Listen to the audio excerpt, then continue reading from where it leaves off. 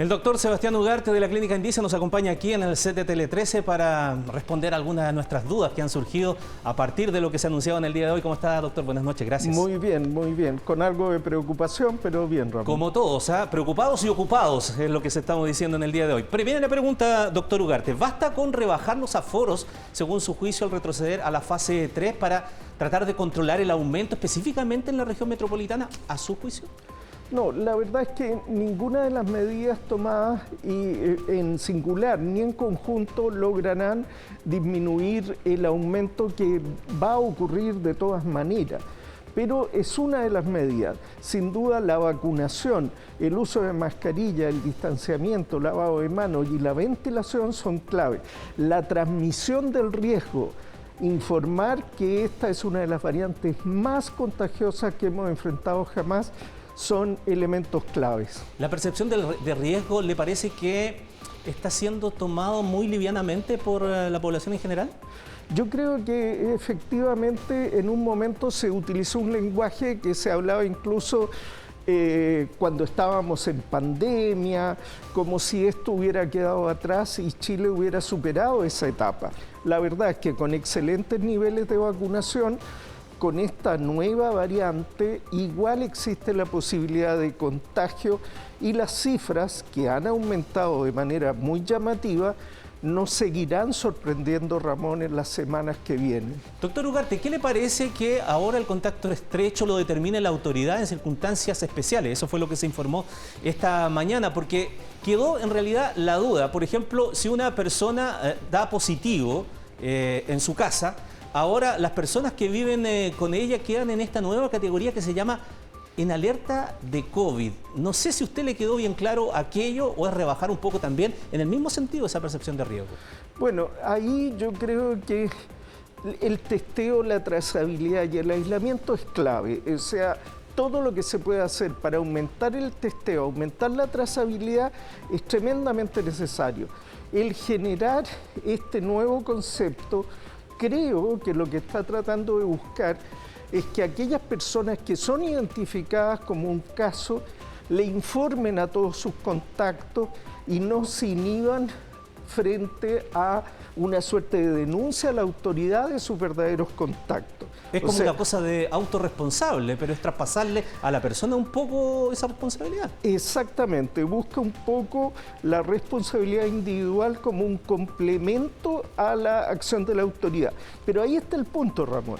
Esa responsabilidad individual, bienvenida, que la destaquemos, en fin, pero jamás puede ser un sustituto de la responsabilidad de la autoridad sanitaria, que no puede eludir esa responsabilidad. Pero le queda claro eso a la gente, porque la definición de esto, mire, le leo textual, porque esto fue lo que se informó en el día de hoy, tal cual, como se dijo. Definición: persona que vive con, la persona en alerta de COVID, digo, persona que vive con o que ha estado cerca a menos de 1 metro de distancia sin el uso correcto de mascarilla de un caso confirmado de coronavirus en los últimos 2 días antes del inicio de sus síntomas o 2 días antes de la toma de muestra del examen PCR o antígeno del caso confirmado. Y sobre el testeo se dice en este caso, la recomendación es realizarse un PCR. Esta misma condición en octubre no era así, pues pasaba a ser contacto estrecho inmediato. Se consideraba un contacto estrecho, por lo menos en los casos de las variantes más contagiosas. En ese sentido, yo creo que incorporar criterios de alerta y de colaboración individual es positivo, pero no debería disminuirse la vigilancia y trazabilidad que la autoridad tiene que llevar adelante.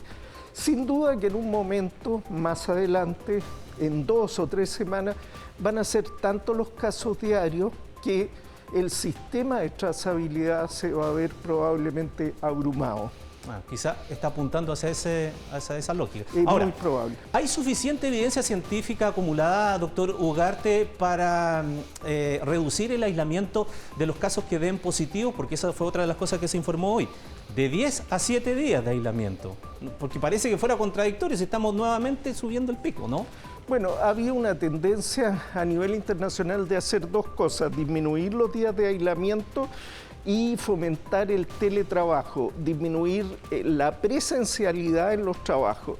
Aquellas 2 medidas simultáneas se están tomando por 2 razones. Uno, inmenso auge de contagios y dos, un ausentismo que pone en jaque la actividad de los países. Líneas del metro en grandes ciudades que han colapsado porque no cuentan con personal. Miles de vuelos suspendidos porque se contagia gente de las tripulaciones. Hospitales colapsados no por la afluencia de pacientes graves, sino afluencia de urgencia y de mediana gravedad, pero personal sanitario que cae enfermo simultáneamente. Buscando una solución, se ha propuesto esta forma que concentra la mayor cantidad del riesgo de contagio, pero permite recuperar personal a funciones vitales de un país con mayor prontitud. Doctor, no se trata aquí de hacer proyecciones y apuestas por hacerlas nomás ni tirar números sobre la palestra, pero evidentemente que hay distintos modelos que se están utilizando para pensar cuál es la proyección de casos diarios que puedan haber. Algunos hablan de que esta semana vamos a llegar a 30.000, dice la autoridad, otros hacen, como veíamos en la nota, lo elevan a 40.000. Su experiencia, sin llevarlo a hacer una apuesta, porque no se trata aquí de quién le achunta o no le achunta. Pero bueno, ¿qué dice usted? ¿Qué percepción tiene? La verdad, Ramón, es que cuando la autoridad habló de que se iban a llegar a 10.000 casos y destacados expertos decían 15.000 casos, solo estaban diciendo lo que iba a ocurrir en los próximos días. La verdadera ola, que es realmente cifras mayores, fácilmente 2 o 3 veces esa cantidad lo que va a venir en los próximos días. 2 o 3 veces más. Sí. A ver, apoyémonos en nuestra pantalla para ver un comparativo, doctor, y lo relaciono de inmediato con la introducción, porque muchos han dicho esto, sí, pero un resfrío tiene más síntomas más leves, solamente sintomatología alta, no tanto compromiso pulmonar, entonces algunos dicen, mira, si es como un resfrío, ya, ok. De ahí le hago la pregunta, pero el 9 de abril, por ejemplo, casos nuevos había 9.000 y tanto, 17 de enero 8.900, estamos más o menos en lo mismo. Claro, los casos activos 44.000, 51.000, pero aquí vienen las diferencias. Las camas críticas ocupadas eran 3.800, ahora son 1.700. En ventilación mecánica había 2.600, hoy hay 340 y así podríamos seguir para allá. Quiere decir que esos números, ¿por qué no debieran llamarnos a la tranquilidad para decir, oiga, pero si en realidad esto es más leve que lo que pasó antes? Bueno, no podemos decir eso porque, entre otras cosas, si uno ve hospitales al borde del colapso en grandes ciudades con la epidemia, vuelos suspendidos, afectación del transporte, uno debe decir que tan leve no es. Un segundo elemento, el síndrome de COVID prolongado se puede presentar también en quienes han presentado un cuadro banal, casi un resfrío, y que posteriormente experimentan todas estas secuelas que los aquejan por semanas o meses. Niños pueden presentar diabetes insulino dependiente después de haberse contagiado con el virus. ¿Cuál va a ser la incidencia del síndrome inflamatorio multisistémico en niños con la variante Omicron? Todavía está en estudio. Por lo tanto, no hay que mirarlo con demasiada soltura esta posibilidad de contagio y es necesario tomar las precauciones siempre, Ramón. Ahora, además hay que incorporar, creo yo, doctor, un modelo sencillamente matemático.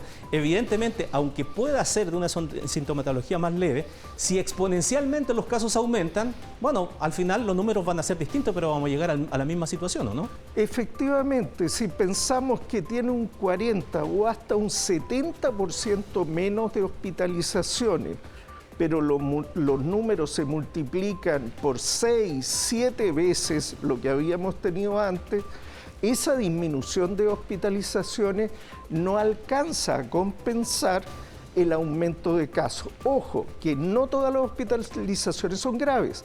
También está un concepto que es la hospitalización incidental. Es decir, un adulto, un niño que se hospitalizan por otra cosa y que durante la internación se le hace una PCR por seguridad y se descubre que estaba contagiado.